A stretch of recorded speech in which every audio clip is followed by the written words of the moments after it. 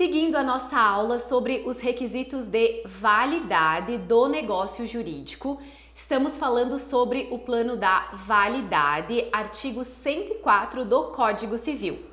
Então agora eu vou falar para vocês especificamente a respeito de cada um dos requisitos que devem ser observados para que o negócio jurídico seja considerado válido, apto a produzir os seus efeitos.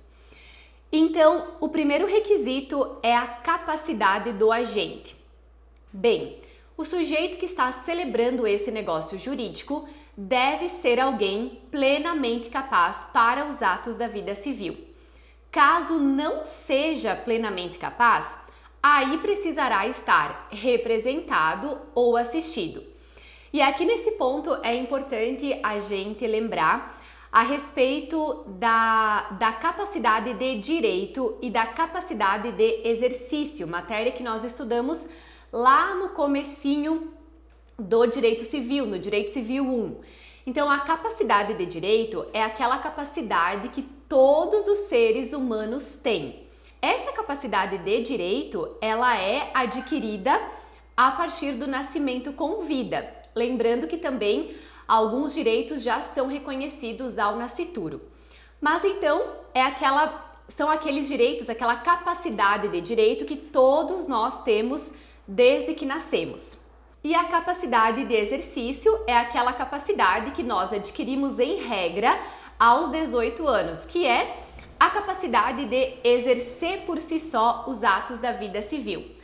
Em regra, então, vai ser adquirida aos 18 anos, a menos que essa pessoa tenha sido emancipada antes. E tem situações também que a pessoa, mesmo já tendo completado os 18 anos, não tem o discernimento necessário para praticar os atos da vida civil. Então, nesses casos, também a pessoa precisará estar representada ou assistida. Então, veja, a representação e a assistência é uma forma de suprimento da incapacidade. Nesse caso, possibilitando também que a pessoa possa celebrar o negócio jurídico. Nesse caso, quando nós falamos da representação, estamos nos referindo à representação legal, ou seja, aquelas figuras, aquelas pessoas que a própria lei vai determinar que devem representar as pessoas em algumas situações. Então, por exemplo, em relação aos incapazes, os pais são quem representam os filhos, os tutores vão representar os tutelados e os curadores os curatelados. Então, nesses casos, os absolutamente, os relativamente incapazes também poderão realizar negócios, mas necessariamente terão que estar representados ou assistidos. Lembrando que a pessoa jurídica também poderá contrair direitos e obrigações, então também poderá realizar os seus negócios e, nesse caso, também estará representada, terá o seu representante legal ou o seu representante convencional. Então é isso, todas as pessoas, em regra, podem realizar negócios jurídicos e, para isso, esse sujeito, então, tem que ser capaz, plenamente capaz para os atos da vida civil. E, se for um absolutamente ou relativamente incapaz, deverá então estar representado ou assistido no momento desse negócio.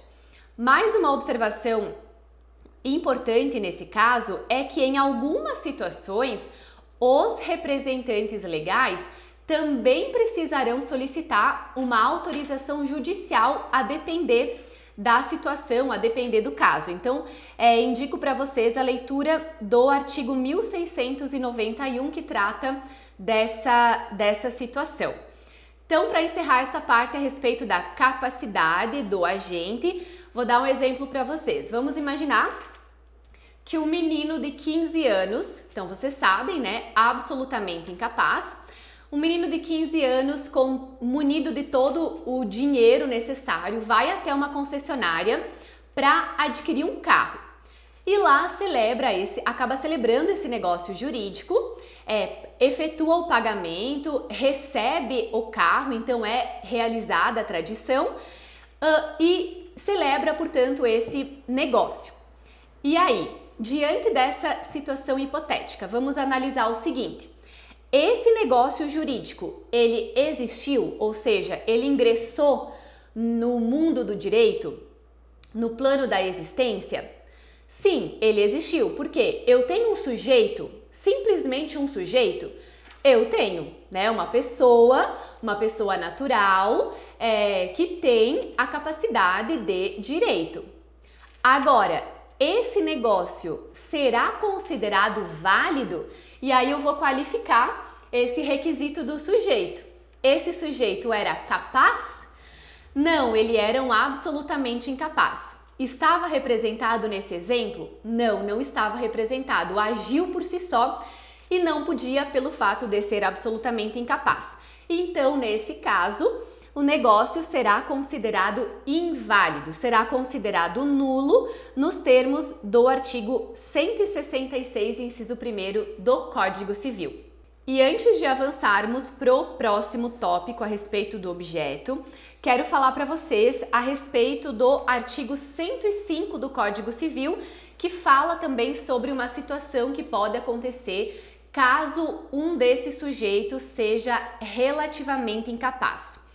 Então, olha só, peguem aí o artigo 105, a redação dele é assim: a incapacidade relativa de uma das partes não pode ser invocada pela outra em benefício próprio, nem aproveita aos cointeressados capazes, e depois segue então trazendo uma exceção. Veja só, então nessa situação eu teria, por exemplo, em um dos polos desse negócio eu tenho 2 vendedores, sendo que um desses vendedores é plenamente capaz e a outra pessoa é relativamente incapaz. E vamos imaginar que esse relativamente incapaz não estivesse devidamente assistido.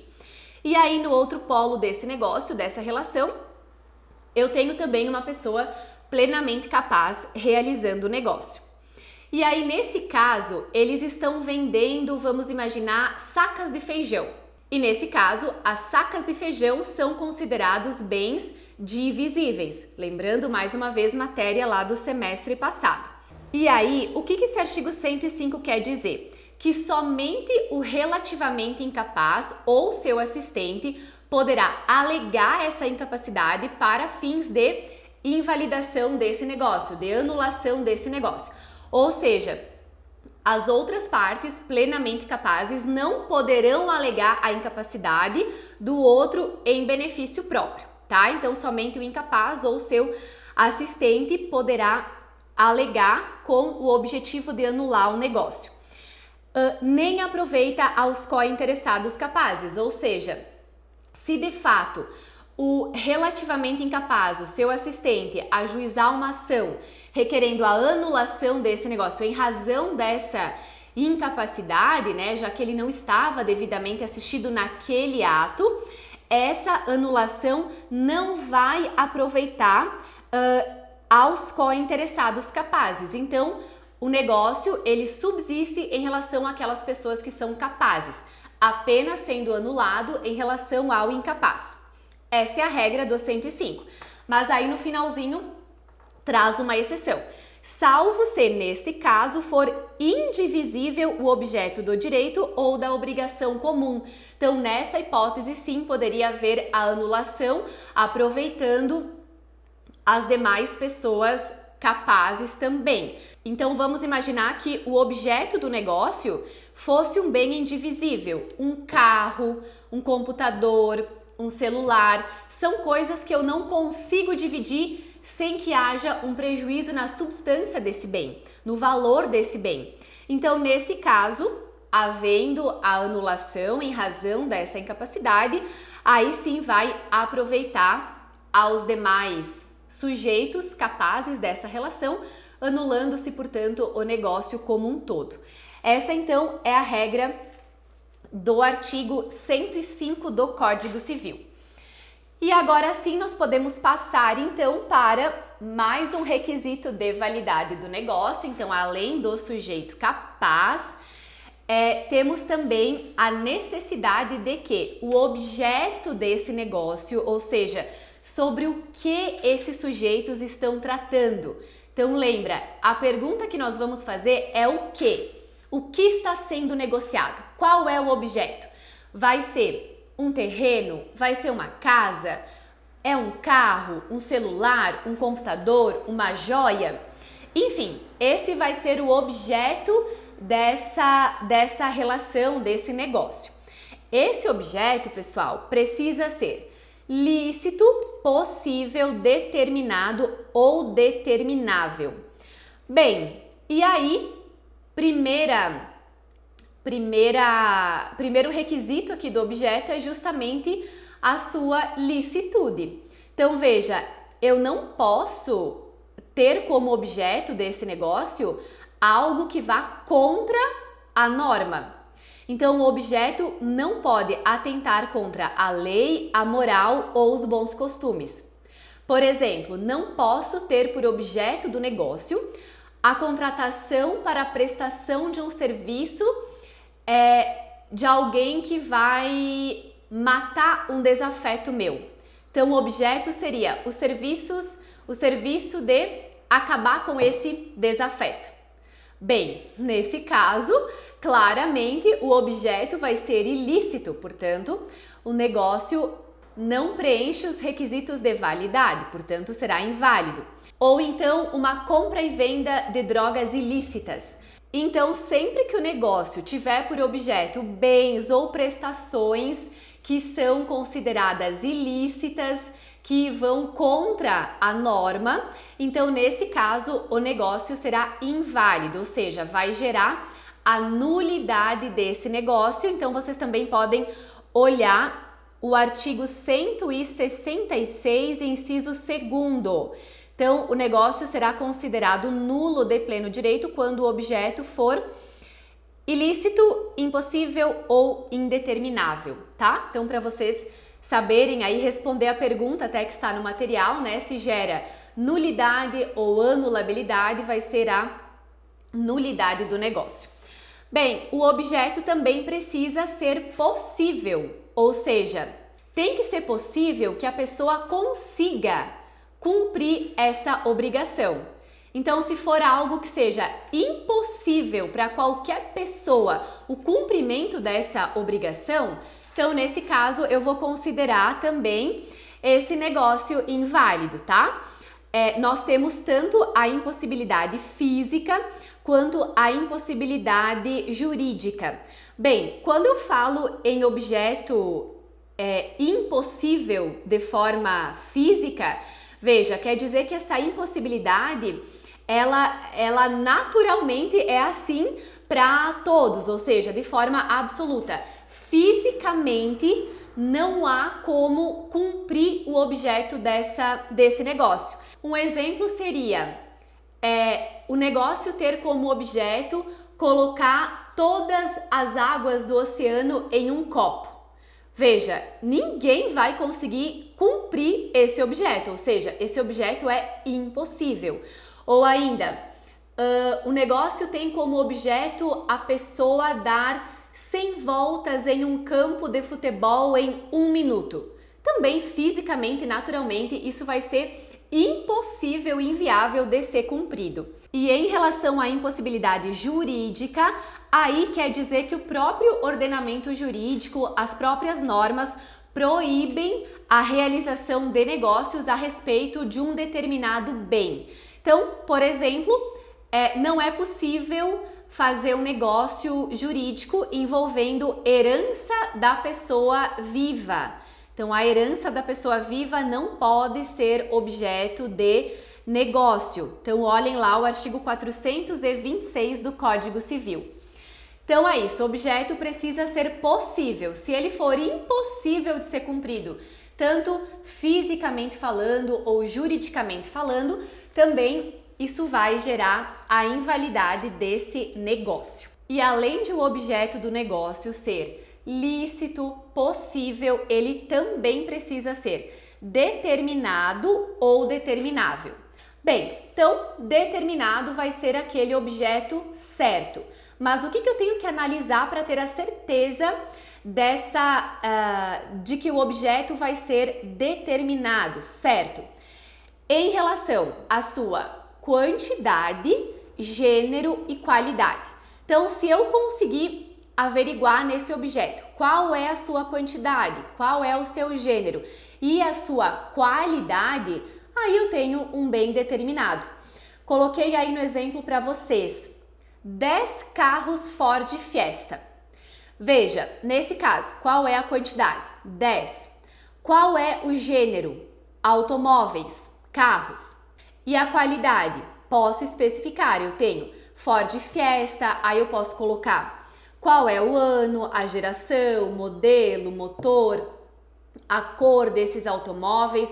Agora, quando eu puder descrever, individualizar esse meu objeto pela sua quantidade e seu gênero, mas não pela qualidade, é possível realizar o negócio? Sim, é possível, mas aí eu vou considerar esse objeto determinável, ele vai ser incerto porque eu não tenho a qualidade, eu não tenho mais detalhes acerca desse objeto. Então, por exemplo, vamos imaginar que esse negócio diz respeito à compra e venda de 200 camisetas. Nesse caso, eu tenho uma quantidade de 200, o gênero será as camisetas, né? São camisetas, mas e aí? São camisetas masculinas, femininas, são coloridas, são todas de uma cor, são de manga curta, manga longa. Então essas qualidades que não estão descritas nesse negócio ou não estão descritas de forma completa, acabam tornando esse objeto determinável. Mas e aí, nesse negócio, eu posso então ter um objeto determinável? Sim, eu posso, tanto é que o artigo 104 traz. Se eu tiver um objeto determinável, ele já vai preencher os requisitos de validade desse negócio. E aí, quero ver com vocês a redação do artigo 243, que aí nós vamos ver a respeito dessa possibilidade, sim, da venda de alguma coisa que seja indicada ao menos pelo gênero e pela sua quantidade. Então, olha só, 243. A coisa incerta será indicada ao menos pelo gênero e pela quantidade. Então, essas gênero e quantidade já são suficientes para que eu possa então ter um negócio jurídico válido, né? Porque o seu objeto então será determinável. E agora então vamos para mais um requisito de validade do negócio, que diz respeito à forma desse negócio. Bem, a forma é o meio pelo qual a declaração de vontade daquele sujeito se exterioriza, ou seja, como que esse negócio se realizou. Foi de forma verbal? Foi de forma escrita? Esse documento era um documento público? Era um documento particular? E esse meio pelo qual a declaração se exterioriza revelará então a forma com que esse negócio foi realizado. Essa forma, veja só o que fala o 104, inciso 3º. A forma tem que ser forma prescrita ou não defesa em lei, lembrando que defesa significa proibida, então tem que ser uma forma que a lei determine que seja daquela maneira ou que não seja uma forma que não seja proibida pela lei. E no que diz respeito à forma, nós temos dois sistemas. São eles o consensualismo, que seria a liberdade de forma, a forma livre para a realização dos negócios, e também nós temos o formalismo, ou seja, que é a forma obrigatória. E aí lembrem-se, o consensualismo, que é a forma livre, é a regra no nosso ordenamento jurídico, sendo que o formalismo, uma forma obrigatória, vai ser a exceção, certo? Então a regra no direito brasileiro é justamente a liberdade de forma.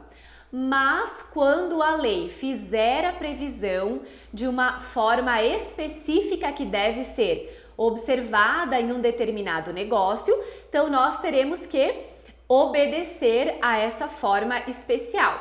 Por exemplo, no caso do cheque, nós temos a lei do cheque, que é a Lei 7.357 de 1985.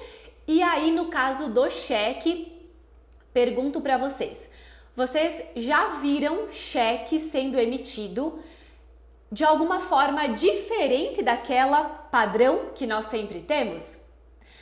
Não, né? A forma é sempre a mesma, os campos que eu tenho que preencher são sempre os mesmos. Então, o cheque é um exemplo de forma que nós temos prescrita pela lei do cheque. Então, no caso, o cheque deve obedecer a essa forma especial. Não posso pegar aqui a minha folha e fazer alguma coisa aqui e dizer que isso é um cheque, porque eu preciso necessariamente observar essa forma que é prescrita em lei. Da mesma forma, a certidão de casamento, por exemplo.